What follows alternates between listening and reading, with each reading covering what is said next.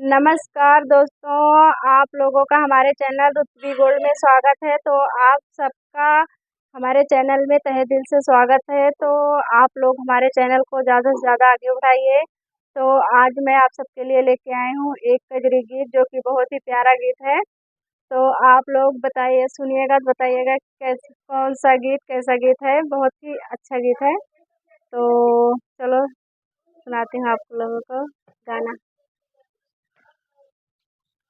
तरसत जियरा हमार नैहर मन मोरा लागे ससुरवा की तरसत जियरा हमार नैहर मन मोरा लागे ससुरवा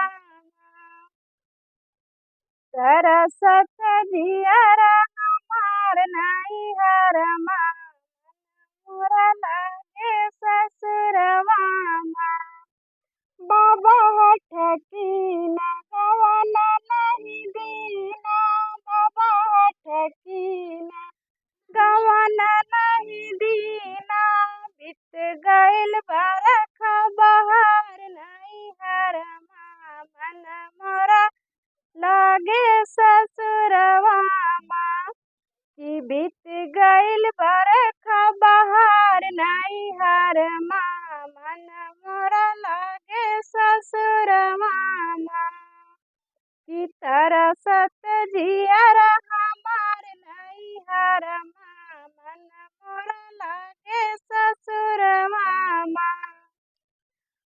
की तरसत जियरा हमार नैहर मन मोरा लागे ससुरवा फट गई चुनरी मसक गई अंगिया फट गई चुनरी मसक गई अंगिया की टूट गइल मोतिया के हार नैहर मन मोरा लागे ससुरवा की टूट गइल मोतियन के हार नैहर मन मोरा लागे ससुरवा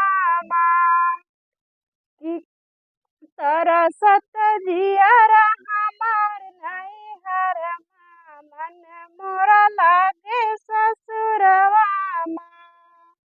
कहत छबिले घर हई नाही कहत छबिले घर हई नाही नाही मन भावे सिंगार नैहर मन मोरा लागे ससुरवा की नाही मन भावे सिंगार नैहर मन मोरा लागे ससुरवा तरसत जियरा हमार नैहर मन मोरा लागे ससुरवा।